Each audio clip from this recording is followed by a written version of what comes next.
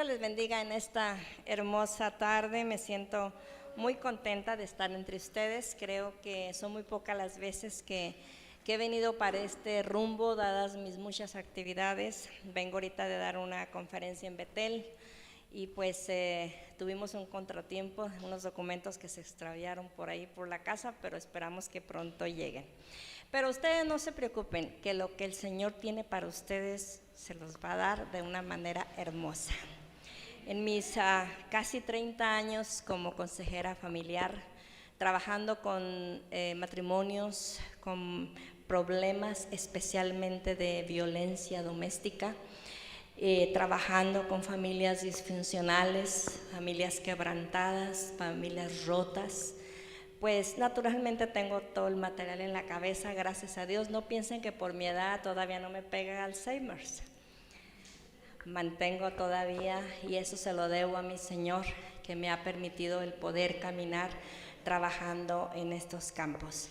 Y yo quisiera que abrieran su Biblia en el libro de Proverbios 14. No voy a hablar de la mujer, voy a hablar de la familia. Dice el versículo 14, capítulo 14, versículo 26.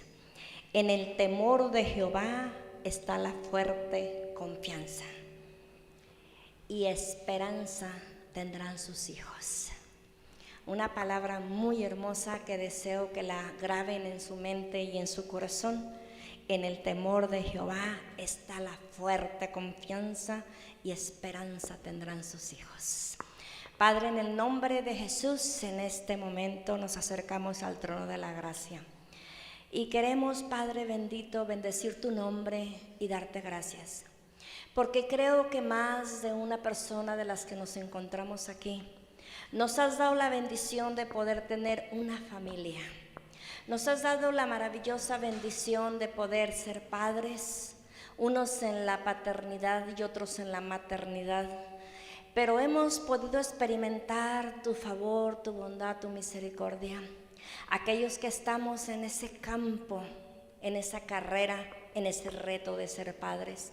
Sabemos, mi Dios, las estrategias del enemigo en el siglo XXI.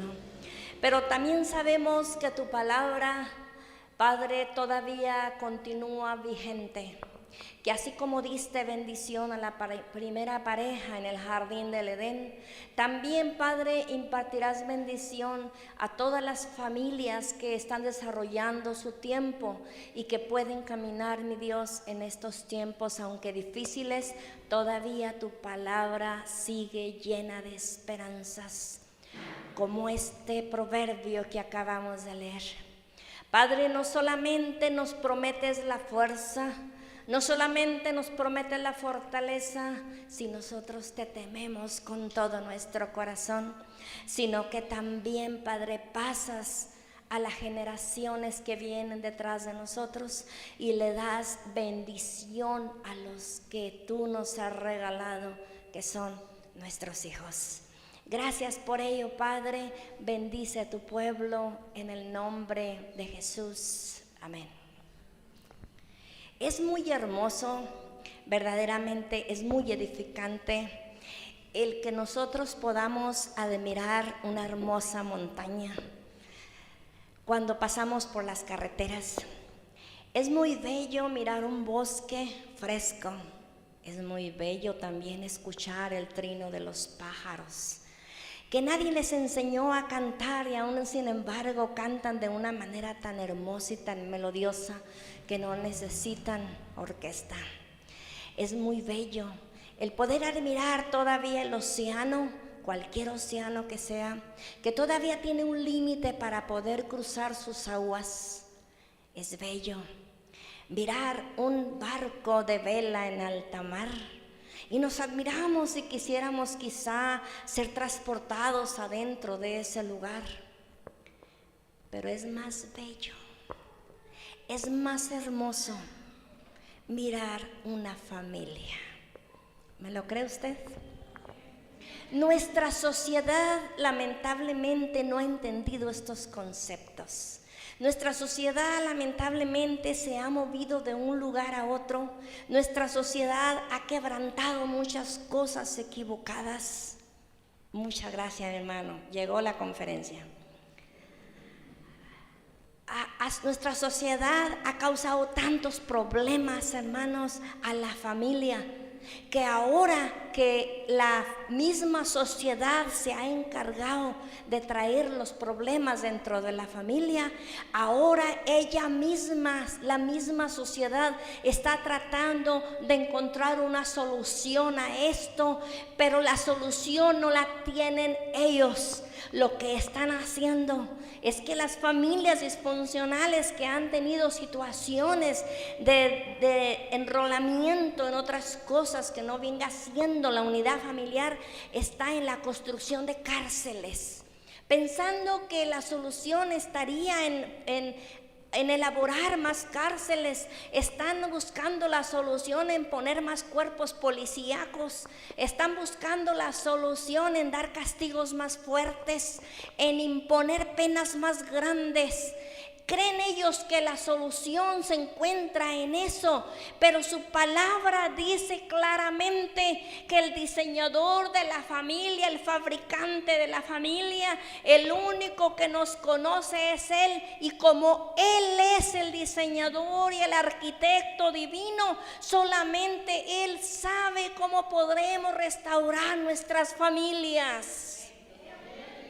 Solamente Él, porque la familia estaba en la mente de Dios.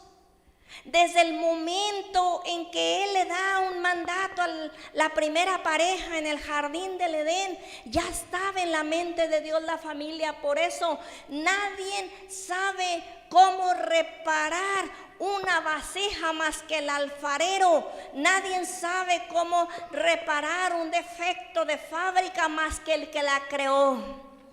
Por lo tanto, solamente Él puede ayudarnos en nuestras familias fragmentadas que tenemos dentro de nuestra sociedad. Déjeme decirle algo que es de suma importancia.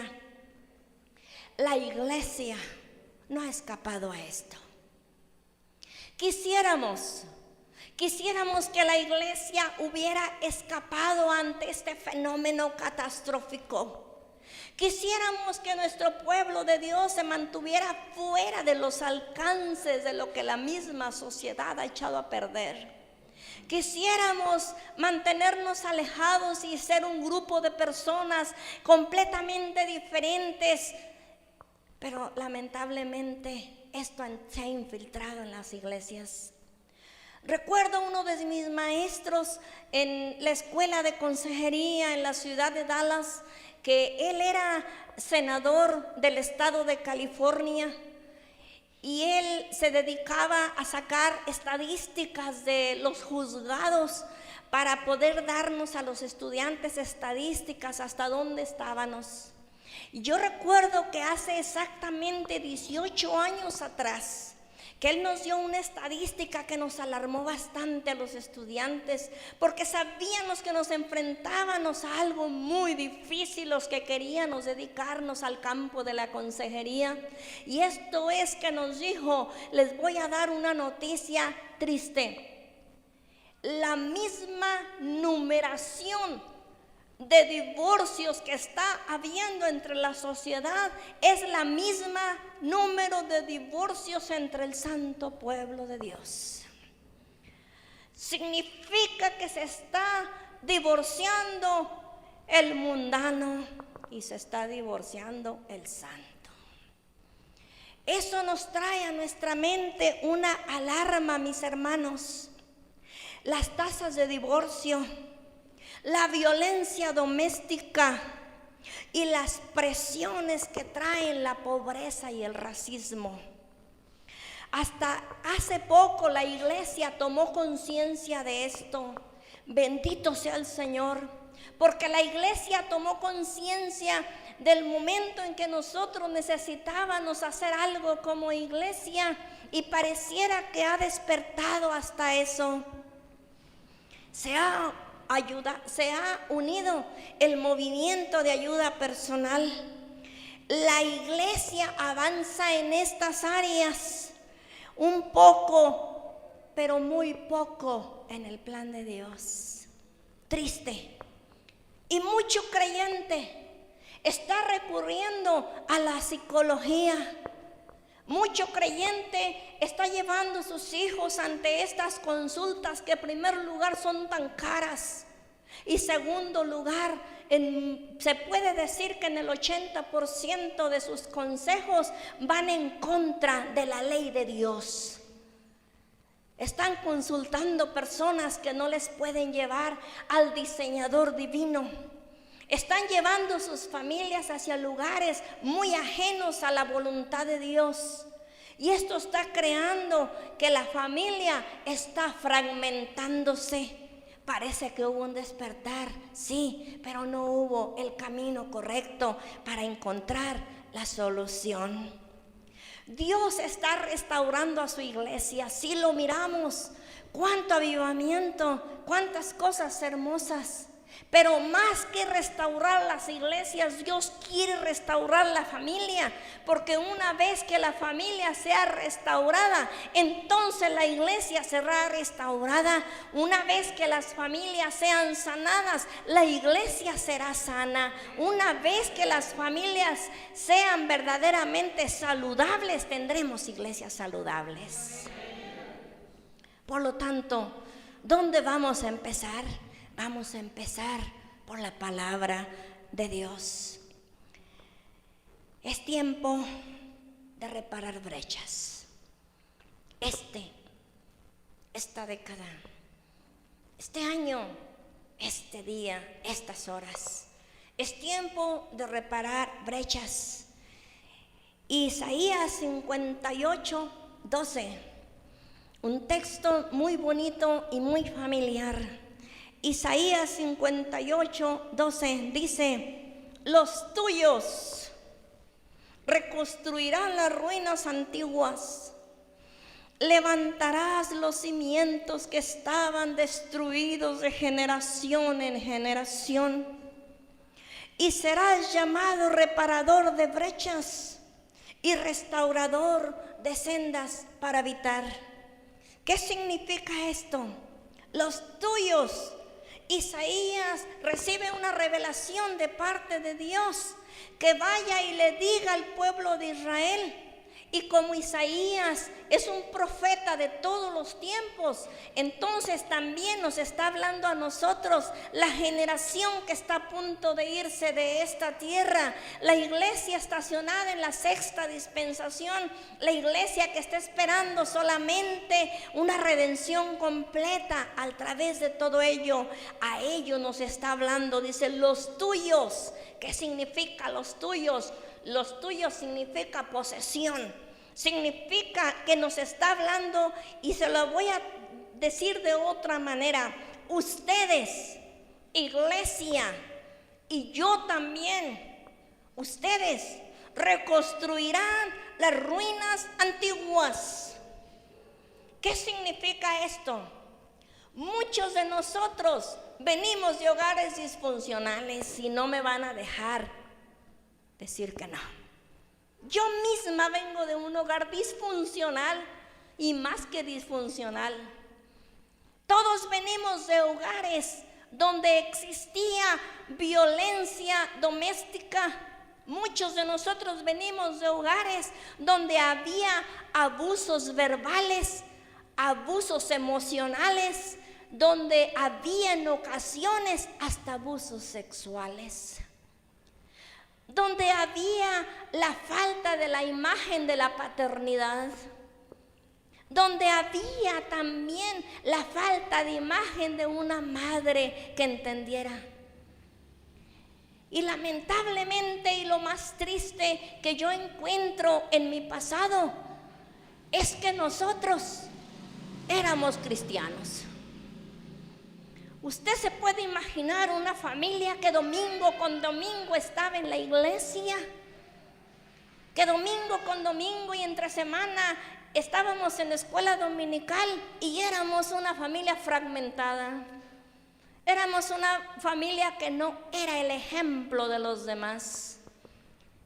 ¿Significa esto que mis padres no habían tomado esta porción bíblica Pero aunque nosotros todos quizá vengamos de familias fragmentadas, eso no nos da el derecho de poder hacer nuevamente otra familia fragmentada.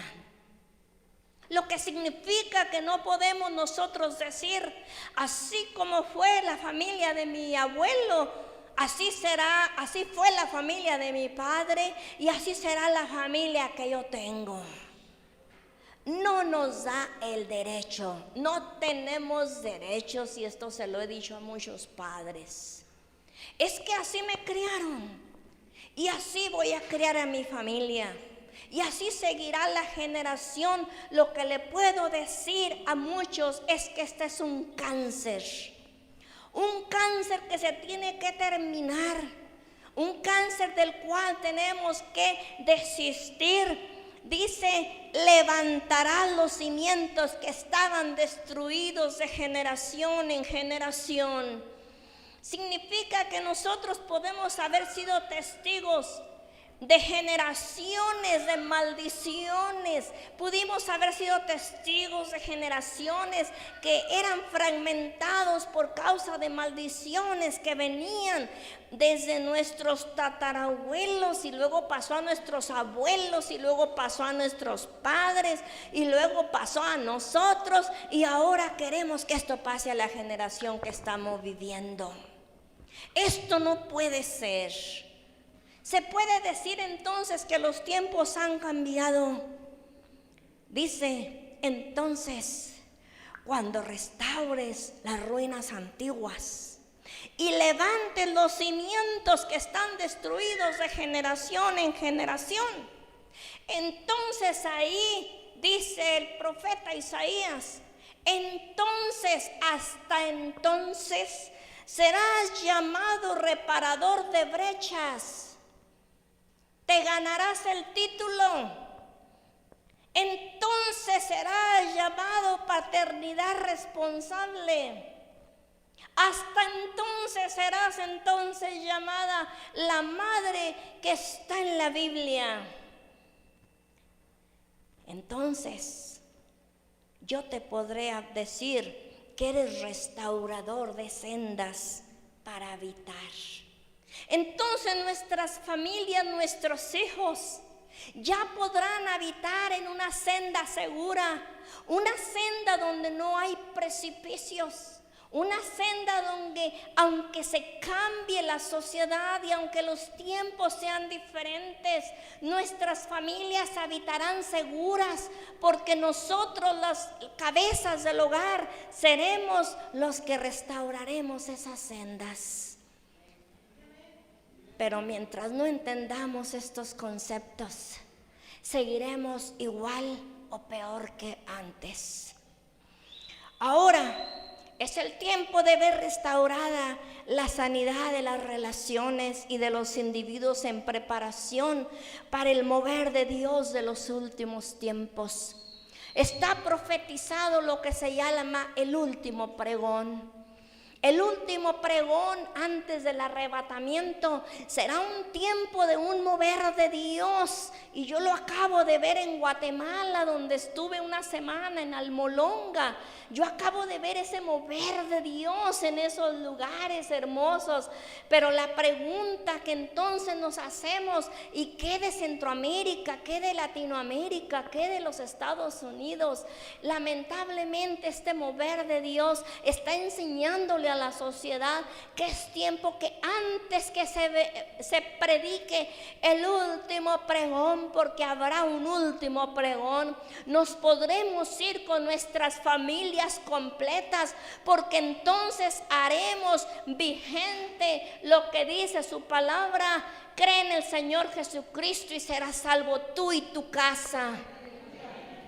Y si solamente nos vamos la mitad de la familia, entonces significa que ni fuimos reparadores de brechas, ni fuimos restauradores de calzadas. Lamentablemente, esto nos está llevando a los síntomas de un comportamiento disfuncional. Que este comportamiento disfuncional pasa de generación a generación. Y es un círculo vicioso y es un acto repetitivo en lo cual quisiéramos que las familias cristianas hicieran la grande diferencia entre la sociedad. Que pudiéramos quitar ese yo soy,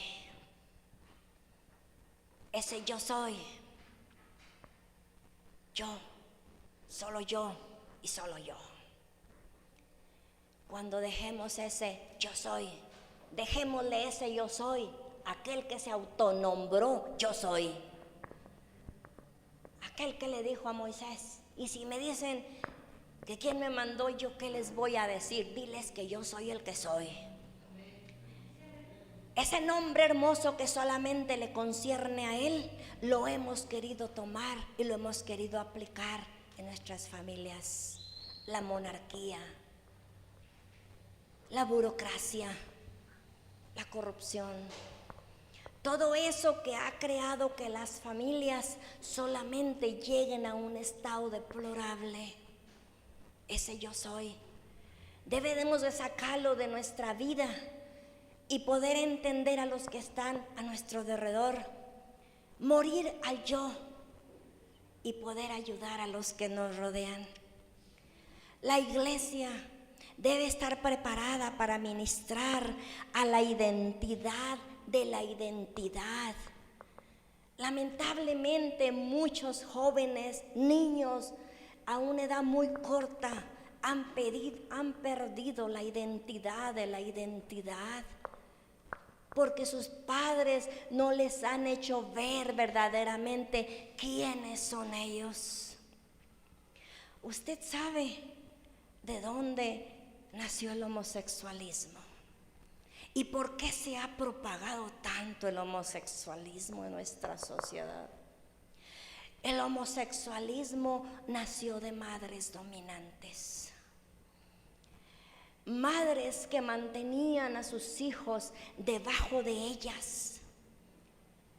Y entonces ellos tratando de encontrar la identidad de la identidad perdida, se familiarizaron tanto con su madre protectora que quieren ser como ella. Y si usted se fija, el homosexual es muy protector, mucho. ¿De dónde nació el lesbianismo? ¿Por qué tenemos esa situación dentro, no solamente del ámbito de afuera, sino que se ha introducido a la iglesia? Usted dirá, ¿se ha introducido? Sí, mis hermanos. Yo he tratado jóvenes con problemas de lesbianismo que se congregan en las iglesias. ¿De dónde nació este problema? Se nació de una familia con violencia, una familia violenta, una familia donde solamente eran gritos, insultos, regaños, malos consejos. Y entonces la joven dice, para unirme a un varón como mi padre, mejor me uno a una mujer que es como yo, así de mi pensamiento. Triste, ¿verdad? Pero cierto. Entonces necesitamos conocer cuál es mi propósito como padre, cuál es mi propósito como madre. ¿De qué se trata la vida o por qué en la mente de Dios nació que yo tuviera un matrimonio? ¿Cuál es el propósito que Dios tenía para mi vida después de haberme salvado? Después de haberme llevado a los umbrales de la victoria, ¿por qué todavía después de ser salvo y ser líder y ser ministro, todavía no conozco mi propósito para mi familia? Todavía mantengo esa expectativa y esa interrogante grande en la cabeza. ¿Cuál es mi propósito? ¿Cuál es? El propósito de Dios es que usted sea salvo juntamente con su casa y que tenga una convicción de quitarse el yo para poder presentar a la sociedad una familia que verdaderamente glorifique el nombre de Jehová y que lo ponga en alto, y que nuestros hijos no pasen a formar parte de las listas de la prisión, sino todo al contrario, de las universidades. El propósito de Dios para la vida suya y la mía es que esos hijos con sus acciones, con sus actos, glorifiquen el nombre de Dios. Y usted podrá decir, pero es que no puedo con él, pero tuvo una edad que sí podía y no lo hizo nada. Triste, pero cierto. Quiero hacer un paréntesis y hacerles un comentario. Tengo dos problemas. Un primer problema es que soy norteña y hablo muy fuerte. Y segundo problema, mi carrera es la consejería más que la teología. Y la teología es la consejería es muy confrontativa. Es muy confrontativa, pero es el único método con el cual los matrimonios y las familias se arreglan, lo que no hace la psicología. Yo estuve en la escuela de psicología porque me obligaron a tomar toda la introducción, que me tomó 2 años. Y yo le puedo decir que lo que yo aprendí en la psicología no sirve. Que verdaderamente la esencia de la consejería es cuando esta es bíblica. Porque nos vamos al autor de la familia. Nos vamos al diseñador divino. Nos vamos al autor de la vida. Nos vamos al que conoció nuestros hijos desde el vientre de nosotros, cuando ni tan siquiera sabíamos que los traíamos ya dentro de nosotros. Dios ya los había visto. Entonces, ahí cuando nos vamos al autor, entonces el Espíritu Santo nos puede revelar, pero nos hace confrontativos. Y nos enseña que no podemos suavizar un problema, que no podemos decirle a las familias, está bien lo que haces, que tenemos que sacarlas de su error y confrontarlo a cada quien, y que cada quien tome su lugar. Entonces el propósito que la iglesia tiene es una perspectiva diferente de la perspectiva que tiene la sociedad allá afuera. Muy diferente. Y nosotros tenemos que ser la diferencia. ¿Qué puedo hacer para estar fuera de peligro? Todo aquel que se crió en familias disfuncionales, el deseo de estar fuera de peligro y de sentirse seguro es un verdadero clamor del corazón. Es un clamor que lo escuchamos casi todos los días. Un clamor del corazón, y lamentablemente hemos caído, después de ser un clamor, en una añoranza. Y después de caer en la añoranza, hemos caído en la ilusión. Si yo hubiera disciplinado a mi hijo a la edad que todavía podía disciplinarlo, no estuviera en la situación que está. Si solamente hubiera tenido cuidado de él cuando empezaba a tener las primeras sospechas de las drogas que usaba, no estuviera siendo un drogadicto. Si solamente hubiera entendido la importancia de cuidar esta jovencita de ese noviazgo de alto riesgo que ella estaba teniendo, solamente hubiera detenido ese embarazo indeseado, o hubiera detenido ese aborto para cubrir la falla. Si tan solamente hubiera pensado por un momento y no hubiera traído a mi casa una mujer tan presentable, mejor que yo, no me lleva el marido. Si tan solamente hubiera tenido la sabiduría de Dios para guiar mi familia, entonces las cosas hubieran sido diferentes.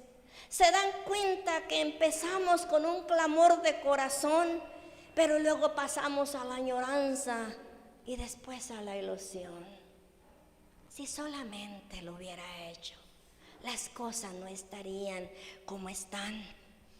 Sin embargo, la manera tradicional de obtener esta seguridad es totalmente opuesta a la palabra de Dios. Porque en la palabra de Dios no hay añoranzas. Porque en la palabra de Dios no hay ilusiones. La palabra de Dios es clara, específica. Y Dios cuando dice que le va a dar, le da. Y cuando Dios dice que no le va a dar, no le da. Y cuando Dios le dice después se lo da. Pero allí no existen añoranzas. Allí existen realidades. Y cuando nos convertimos en personas realistas, estamos ganando el 50% de la solución.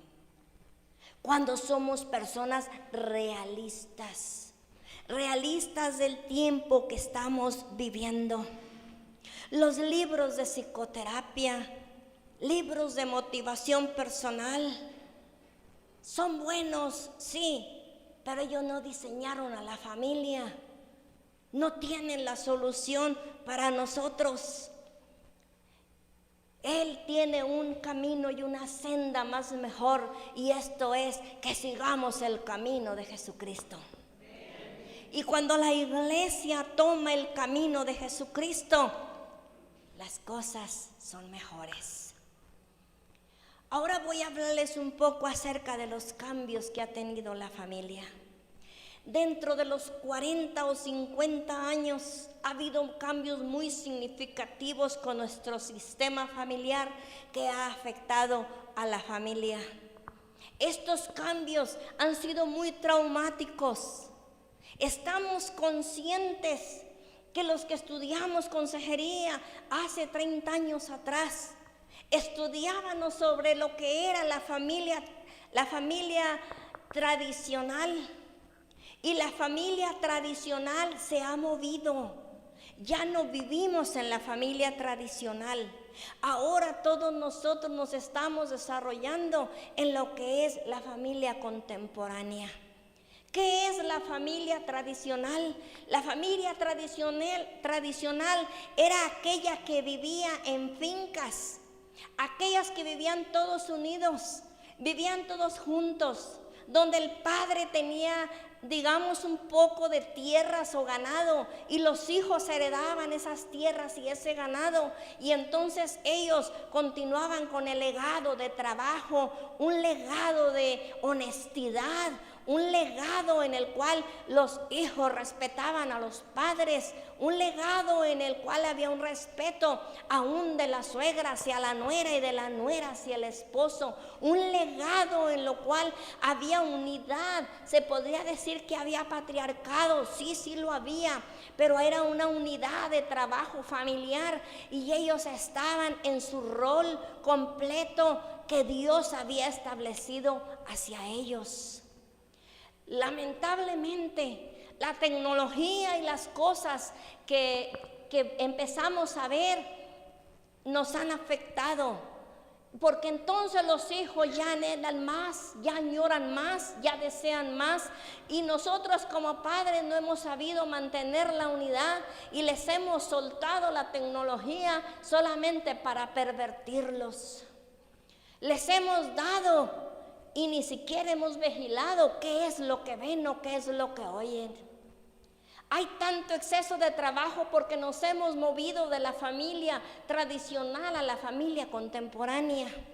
La familia contemporánea es la que ha dejado aquellos lugares de unidad y se ha adaptado a una sociedad y se ha mezclado entre la sociedad, y ahora hemos llegado a un punto en el cual es más importante lo que obtenemos, es más importante los lujos que debemos darles a nuestros hijos, el mejor estilo de vida, que yo no estoy en contra de eso, por supuesto, pero eso ha creado que la familia se ha movido a la desunión, porque las mujeres hemos tenido que salir a trabajar, porque el varón ha tenido que tener trabajos de más horas, y entonces la familia ha quedado en un margen de que Dios te ayude. Y cuando eso sucedió, nuestras familias empezaron a descomponer. Ahí se empezaron a descomponer, porque pasaban la mayor parte del tiempo solos en casa. Allí empezaron las violaciones sexuales, y si usted sabe dónde son violadas las jóvenes y los niños en nuestra sociedad, ellos no son violados afuera, son violados adentro de la casa. Y se puede dialogar con personas mayores de edad de 40, 45 años, y ellos mismos pueden expresar: a mí no me violó mi novio ni el vecino, a mí me violó mi tío, mi abuelo, mi padre. ¿Por qué? Porque se empezaron las familias a fragmentar, y entonces empezaron a descomponerse. Ya no había esa unidad, ya no había ese cuidado especial, ya no había ese deseo de que cada familia fuera diferente. La familia se ha movido de una orientación productiva a una orientación de consumo. Nuestras familias son consumidoras. Ya nuestras familias ya no son productivas. Triste, pero cierto. Ya no producen. Ya no era como antes, que se sentaba la madre y le enseñaba a sus hijas, a sus hijos, cosas buenas y productivas. Ahora, en vez de que yo te enseñe, el hijo y la hija, déjame enseñarte para que se te quite lo antiguo. Ahora ellas nos quieren enseñar a nosotros. Pero debemos de tomar el concepto de que la familia debe ser unida, y hemos tirado a nuestras familias a ser consumidoras y no productivas.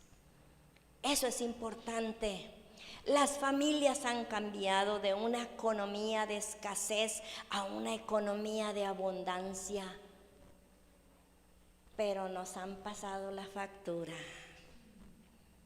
y nos la han cobrado bien cara, porque ahora miramos nuestras familias que ya no son lo que son, y que la iglesia no ha escapado, lamentablemente. Las tasas de la inflación han herido la mayoría de las familias de la sociedad latinoamericana y han podido afectar a miembros de la iglesia. Si ustedes recuerdan lo que les dije en un principio, familias sanas hacen iglesias sanas. Ahora ya los ministros ya no están batallando sobre el que cree uno y el qué doctrina trae el otro y qué ensalada de doctrina están haciendo. Ahora los ministros ya no están batallando con esa polémica. Llega un momento en que se cansan de tantas situaciones que al final dicen que creen lo que le dé su gana. ¿Sabe cuál es el mayor problema de los ministros? Las familias. Son los problemas familiares los que más están afectando, y yo no se lo digo solamente por uno, se lo estoy diciendo de la grande cantidad que tenemos en la Universidad de East Spring de ministros estudiando, donde ellos piden material para poder resolver los problemas familiares que están dentro de la iglesia. ¿Por qué los problemas no se quedan afuera? Porque se traen y lamentablemente tenemos que encontrarles una solución. Vamos aún más para allá. Las familias tienen reglas complejas y flexibles por las que tienen que vivir. Complejas, sí. En muchas ocasiones se les ponen reglamentos a los hijos que son complejos, pero también flexibles. Nos vamos de un extremo al otro. Un extremo es reglas que no van ni con la palabra de Dios. Y por otro lado nos vamos a reglas flexibles. Haz lo que te dé tu gana. Al cabo ya tienes 16 años. Reglas flexibles. Es tiempo que la iglesia se pare. Es tiempo que la iglesia diga un hasta aquí. Es tiempo que la iglesia se cimiente en la palabra de Dios. Es tiempo que se requiere hombres y mujeres de Dios que no anden buscando demonios donde no hay. Es tiempo que termine la religiosidad. Es tiempo que nos paremos en la brecha y le digamos al enemigo: cuando yo estuve en el hospital, yo no di a luz un drogadicto para que ahora lo traigas como mono. Es tiempo que el pueblo de Dios, los padres, se paren firmes, sobre todo cimentados en este libro hermoso y sagrado que son las Sagradas Escrituras, y que las lean y que puedan mirar cuánta promesa hermosa está escrita en su palabra, y que le puedan tener la suficiente valentía de arrebatarles a Satanás sus hijos y decirle: mis hijos no son tuyos. Es tiempo que se paren mujeres y hombres con la valentía que Dios ha entregado por medio de este libro sagrado. Eso es estar en medio de la brecha. Eso es estar en medio de la brecha, porque se dan reglamentos complejos, reglamentos muy flexibles, pero no se está en medio. Aquí sí existe algo en medio. ¿Y qué es ese en medio? La palabra de Dios. Esto es importante, porque entonces las reglas se hacen más fáciles, se hacen más entendibles, y entonces la familia puede caminar en medio de un rol establecido que Dios ha establecido. ¿Qué viene siendo la paternidad cristiana? ¿Sabían ustedes que la paternidad cristiana no se desarrolla cuando somos padres? No. La paternidad cristiana se empieza a desarrollar desde el momento en que damos un sí en un altar. A partir de ese momento, no solamente le están entregando la jovencita por la que tanto oró y ayunó y se gastó las rodillas, y ahora ya se la están dando, finalmente es mía. No. En ese momento la paternidad cristiana se está desarrollando porque se le está dando una bendición a una pareja. Y esa pareja, él será el padre que Dios quiere para una familia, y ella es la madre que Dios quiere para una familia. Es por eso que no puede desaparecer las pláticas prematrimoniales, que lamentablemente han desaparecido. Antes se metía una pareja que se quería casar a un tiempo de cuestionarios y a un tiempo de reflexión y a un tiempo en el cual tenía que pensar si verdaderamente estaba capacitada. Y yo recuerdo haber aconsejado poquitas parejas, ya casi no llegan para la consejería prematrimonial, llegan hasta que traen el agua en el cuello. Allí sí hay mucho trabajo. Yo quisiera que llegaran antes de casarse, y a las poquitas que yo he enseñado, la primera pregunta que yo les he hecho: ¿están preparados para ser padres? ¿Qué es eso? ¿Cuántos hijos quieres tener? Y se adelanta él: 6. Mi siguiente pregunta es: ¿cuántos puedes mantener? Y se queda pensativo. En primer lugar, no solo estamos pensando en economía, estamos pensando también en salud de la mujer. ¿Qué tal que se te muere en el tercer hijo? Porque las mujeres ya no son tan fuertes como las de antes. Los hago reflexionar, los hago entender. Ahora vamos a las grandes diferencias que existen en el matrimonio. Porque en el matrimonio existen muchas diferencias que tenemos que arreglar y medio arreglar también. Sábete que esta jovencita que estás mirando enfrente de ti, tan hermosa y tan bella, se le va a ir la belleza. Y también la juventud. Y aquí no necesitamos estar enfrente de un altar para que en este momento le prometas fidelidad por el resto de tu vida. Y también a ella le tengo que hablar y le tengo que decir: ¿estás preparada para ser madre? ¿Y sabe qué? Ella está menos preparada para ser madre que él, lamentablemente. ¿Y estás preparada para enfrentarte a los grandes dilemas que presenta el matrimonio? Porque ahorita él huele bien bonito, pero habrá tiempo que no se quiera bañar. Y que tendrás que recogerle los calcetines que ya se paran solos. Y que tendrás que lavarlos.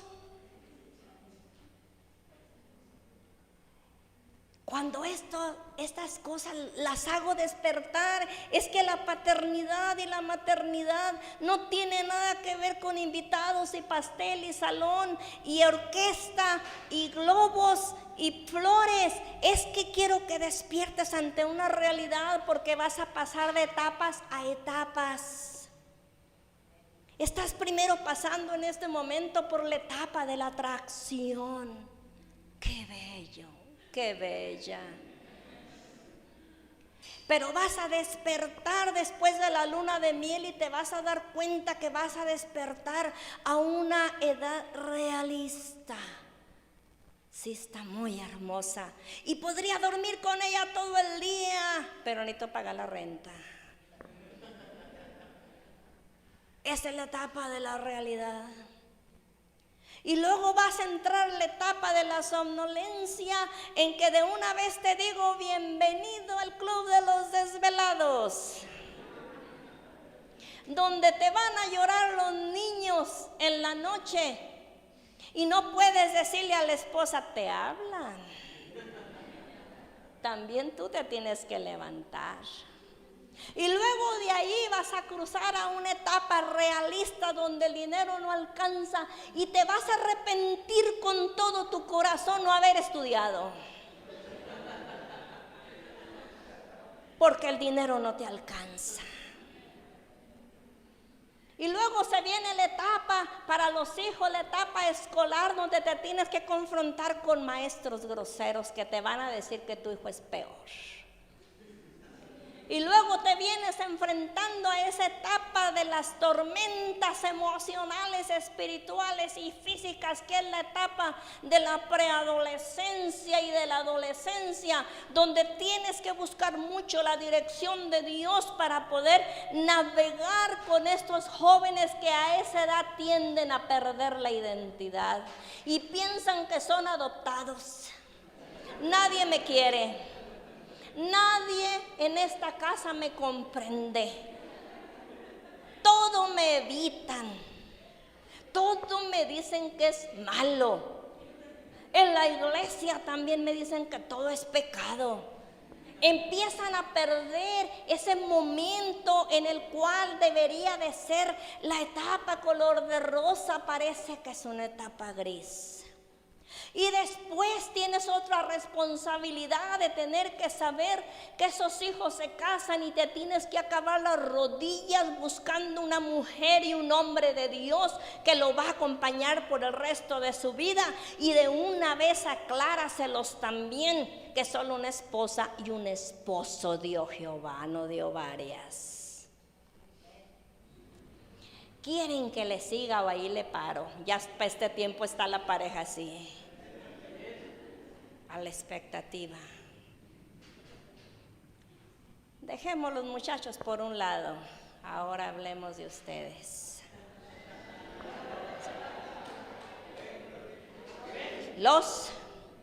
Las etapas. Cuando esta joven hermosa que estás viendo ya no será tan hermosa. Ya cuadruplicó la talla. Y también tú, jovencita bella, ahorita te gusta su pelo, qué bonito, qué rizado. Mañana le falta mucho soquete a la azotea. ¿Estás preparada para eso? Soy realista, porque así debo de ser. Me aprovecho de los poquitos que llegan a pláticas prematrimoniales. Y pudiera seguirle más para allá, pero aquí le paramos. Nos falta todavía la etapa de la madurez y de la menopausia y la andropausia, que ese es otro laberinto. Pero yo les digo, sigan organizando la boda, pero están sabedores de lo que les viene, porque la paternidad responsable no empieza cuando nos entregan un niño en el hospital. La paternidad responsable empieza desde el momento que damos un sí en el altar. Allí empieza. Porque cuando los vemos en el cunero, qué bello, qué hermoso, mira, se parece a su papá, bello. Al rato se compone la pobre criatura.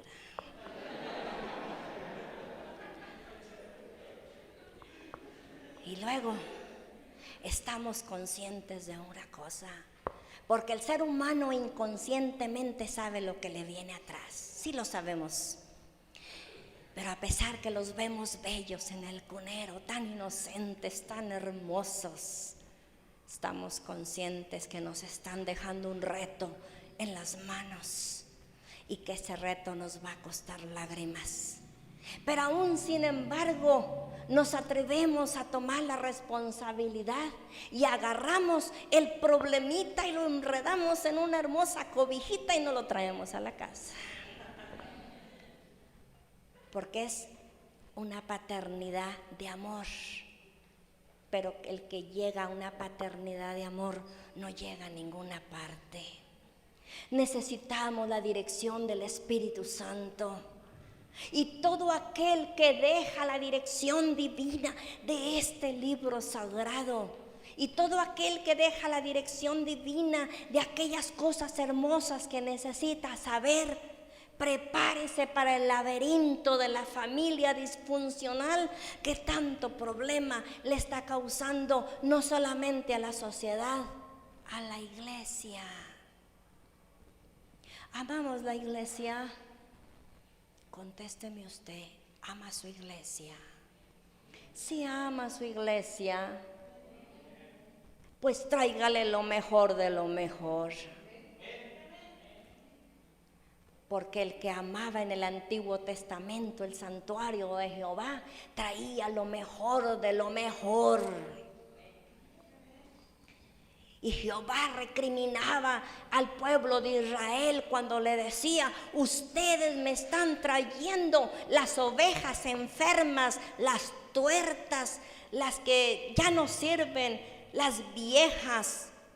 Jehová no acepta este tipo de sacrificios, por lo tanto, a partir del mañana no les voy a aceptar más sacrificios. Entonces, ¿ha cambiado eso? No ha cambiado. Todavía Dios nos dice: entra por las puertas del santuario con acción de gracias y trae a la iglesia una familia que glorifique a Dios.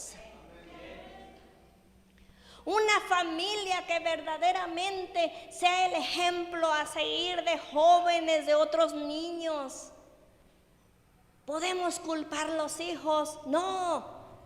Tenemos que nosotros como padres tomar la responsabilidad de todo esto.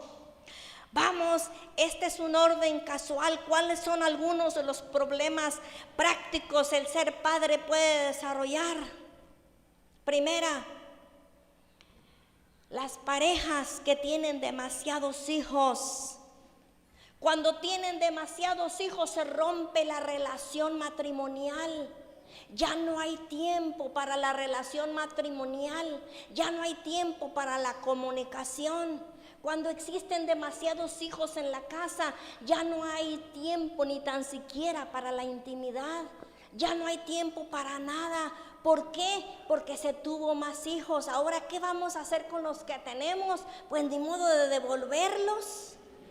Lo que tenemos que hacer es llevarlos ante el Señor y decirle: Padre, perdona mi equivocación y ahora ayúdame a sacar esta docena. Segundo, las necesidades de estudio o trabajo de los adultos pueden ser un conflicto con los planes familiares.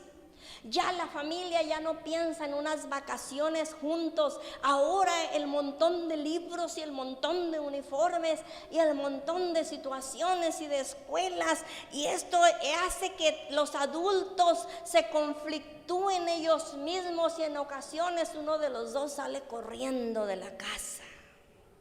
Y por eso vemos tantas familias abandonadas, porque ya no encontraban la solución.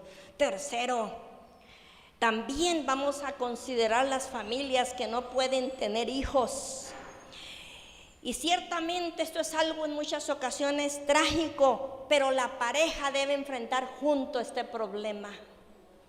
Cuarto, muy pocas parejas se preparan psicológicamente para el nacimiento de los hijos. Lamentablemente no se preparan de la misma manera como se preparó Ana y le dijo al Señor: si tú me dieras un hijo varón, yo lo dedicaré a ti todos los días de su vida y él será un siervo tuyo. Y entonces cuando Samuel, a la edad tan corta, ya escuchaba la voz de Dios, porque lo consagró. Qué tan importante es que nosotros consagremos a nuestros hijos al camino del Señor, que van a cruzar por etapas difíciles y complicadas. Sí, pero si lo consagramos al Señor, créalo, las cosas serán mejores.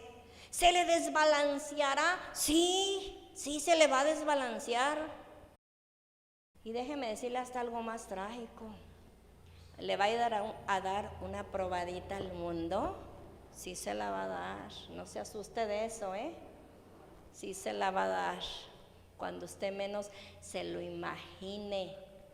Y aunque tengamos mucho cuidado, sí, va a ir a probar el mundo. Pero ese mundo mismo, ese mismo mundo que lo quiere absorber, lo tendrá que soltar. Ese mundo lo va a tener que soltar, porque ese joven, esa señorita, ese niño es consagrado al Señor.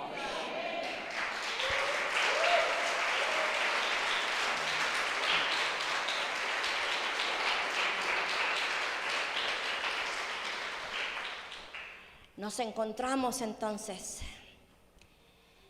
familias que no son perfectas, porque no son perfectas. pero sí familias que viven la vida espiritual de una manera correcta. Veremos la luz en medio de un mundo de tinieblas, un mundo que quiere absorber y destruir el modelo divino. Veremos la luz en medio de un puente que parece que se nos desbalancea.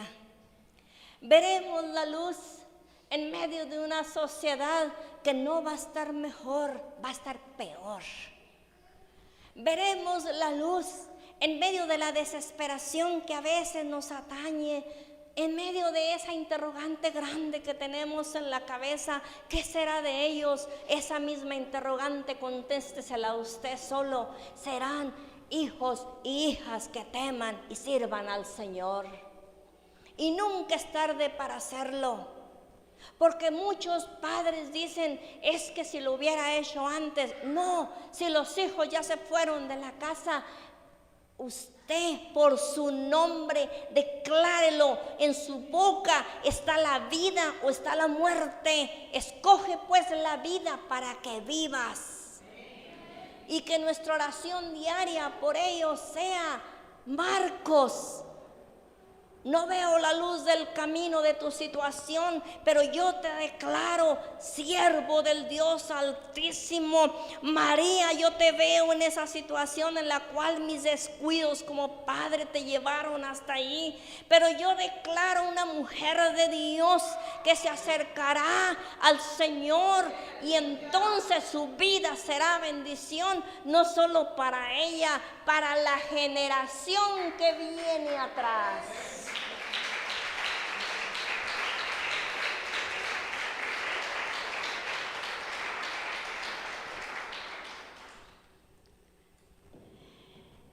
Regresamos a Proverbios 14, 26.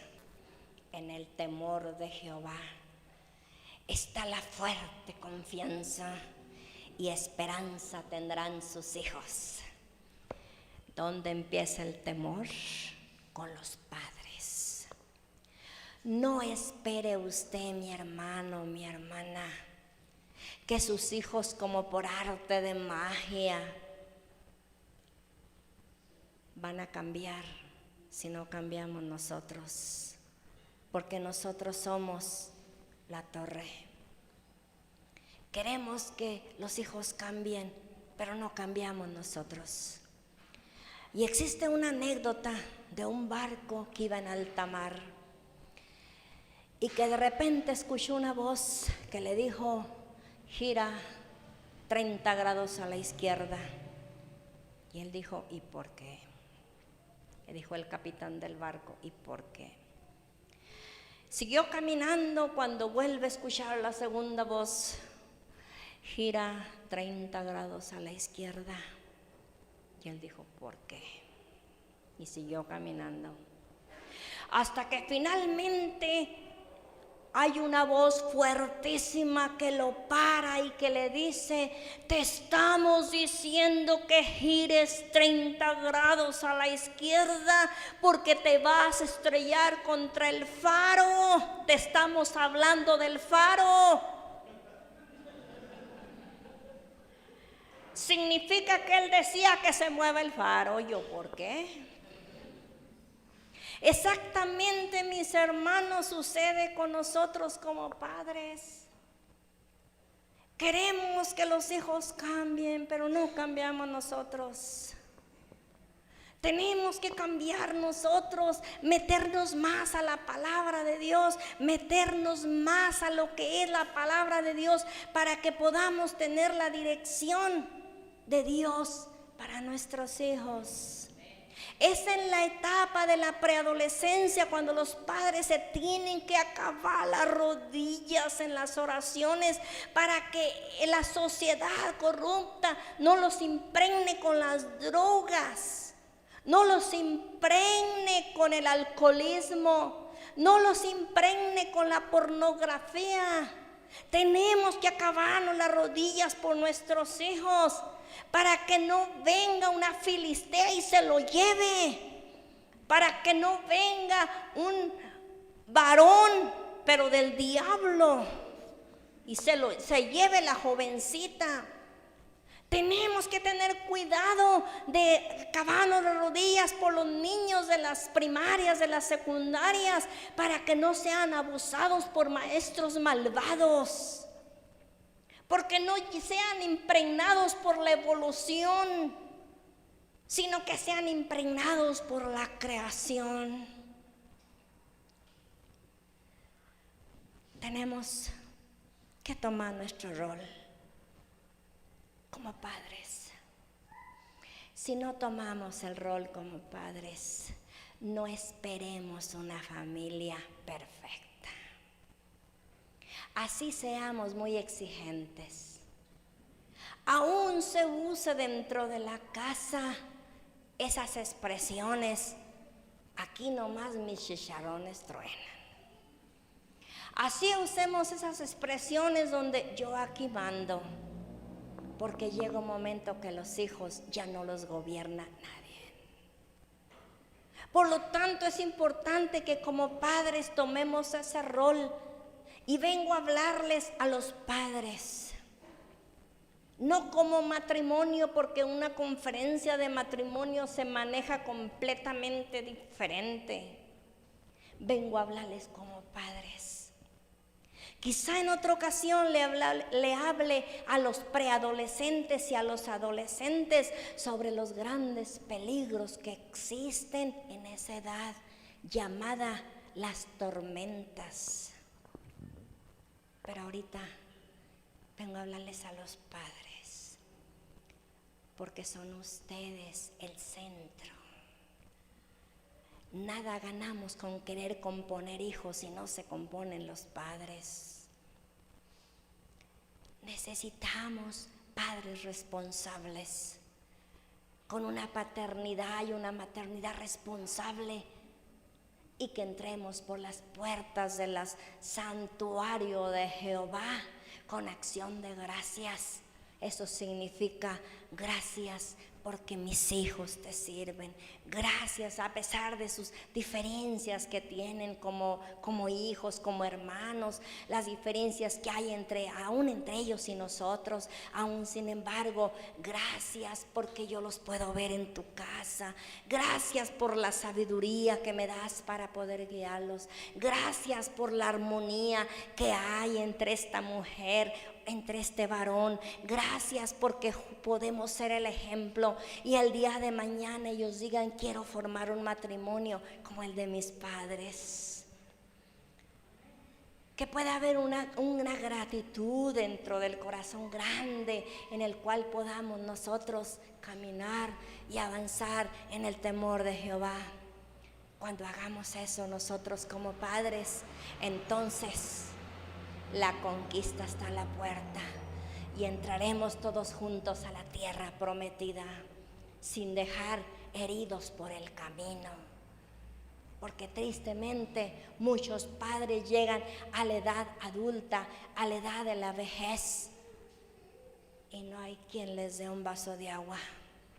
La pregunta que surge aquí: ¿cómo fue su paternidad? Pues los abandoné porque ya no los aguantaba. Pues me divorcié de mi esposa por los conflictos con ellos y ahora estoy solo. Pues vaya usted que lo socorra la Rosa de Guadalupe.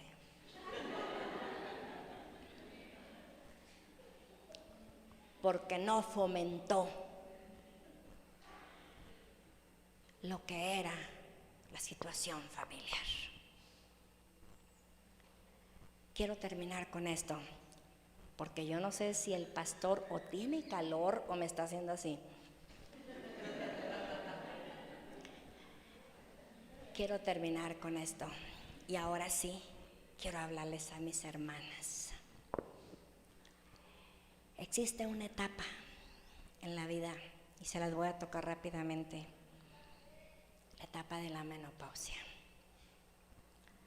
En esta etapa se camina por 4 estaciones del año.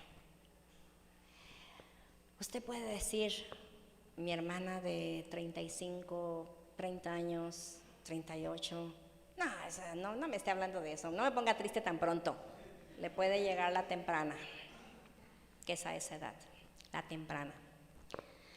Mis hermanas entre los 50, 55 años me pueden decir, ay sí, yo necesito esa información porque no sé qué me está pasando, pero algo me está pasando. Y mis hermanas de 55, 60, 65 años me pueden decir, a mí no me hable de eso, hombre, si ya pasé por las etapas, cuidado, le llega la tardía. Significa que no nos escapamos de todos modos. Cuando la mujer está en la etapa de tener hijos, está en la primavera, la etapa hermosa, fructífera, bella. Hay tantas flores hermosas en la etapa de la primavera. Pero cuando ya cría sus hijos y se le empiezan a ir, pasa el verano. Siente que se le escapan de las manos. Y ahí es donde la mujer tiende a tener el síndrome del dominio. Atarlos a ella. Porque entra en esa etapa. Pero luego llega otra etapa que es la otoñal. En la otoñal ella desarrolla un síndrome más terrible y más peligroso. Y ese se llama el síndrome del nido vacío. Donde ellos ya se fueron a la universidad, a estudiar a otros lugares, o ya se casaron. Y siente la ausencia. Triste. Yo recuerdo después de la boda de mi único hijo que tuve, después de la boda, cuando ya todos los invitados se fueron, yo llegué a mi casa y lloré hasta que me cansé, allí tirada en la cama de él. Mi hijo, y para colmo de males, hasta te casaste con una salvadoreña viendo tanto mexicana.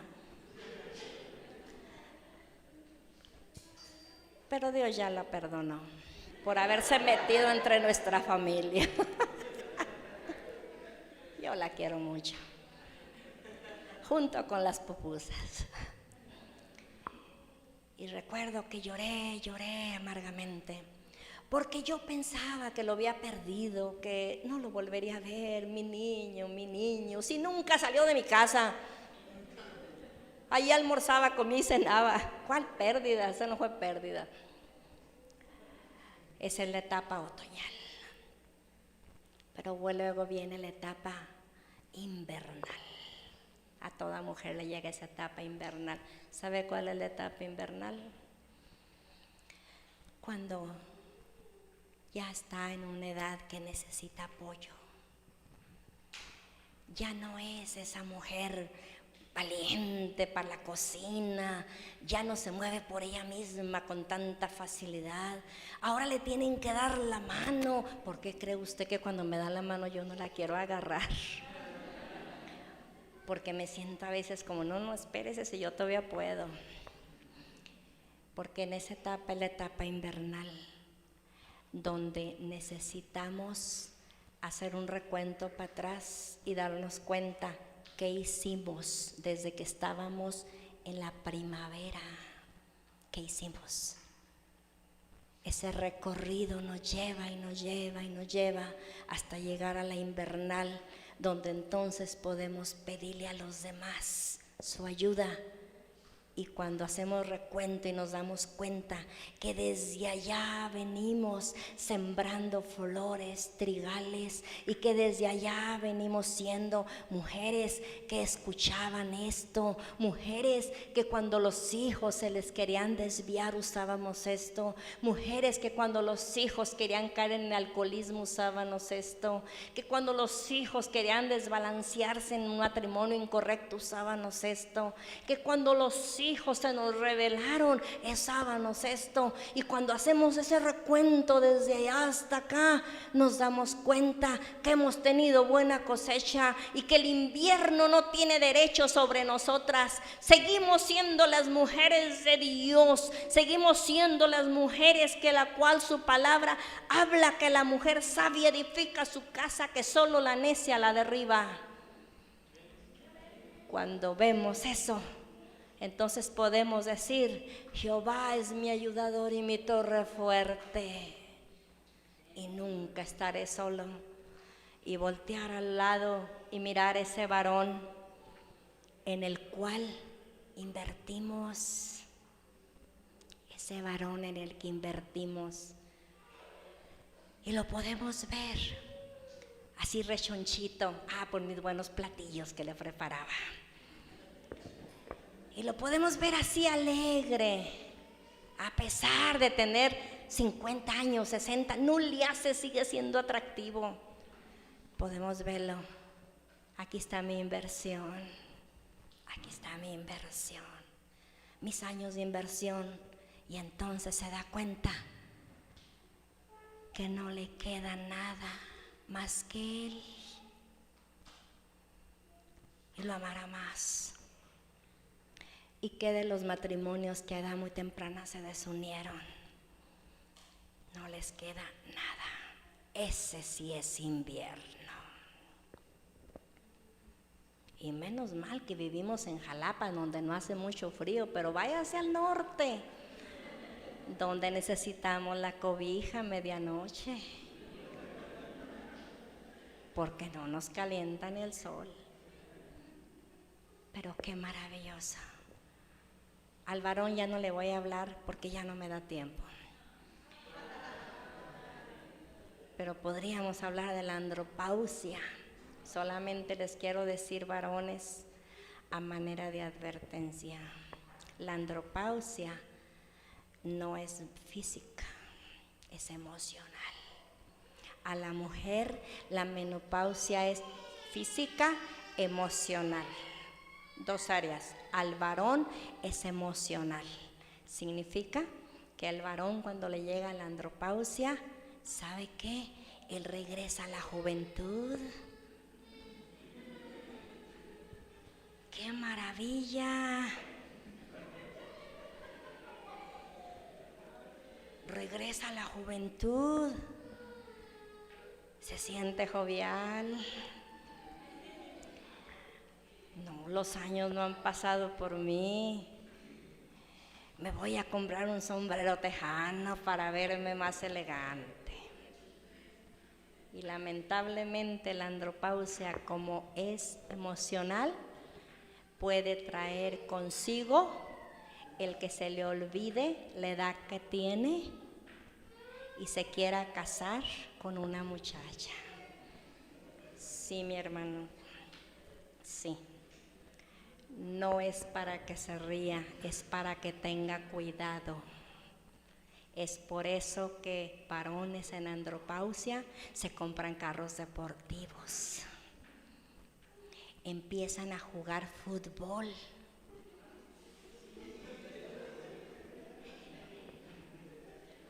Sí, es la andropausia.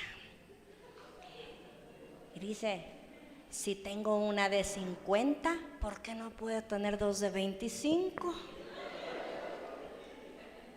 La andropausia en el varón es mental, en la mujer es física y emocional. Les he dado una información hasta de medicina, y esa no me la están pagando.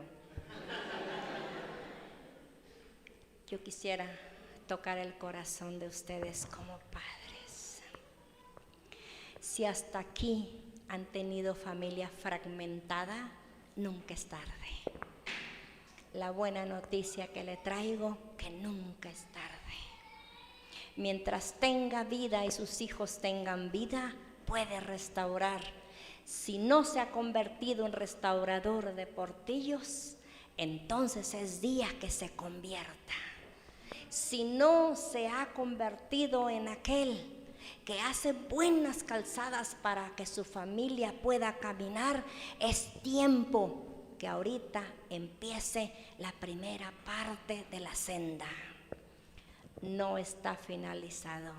Usted podrá decir, ya se casaron, siguen siendo sus hijos.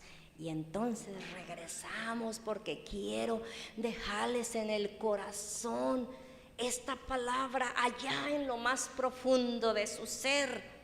En el temor de Jehová está la fuerte confianza, y entonces esperanza habrá para mis hijos.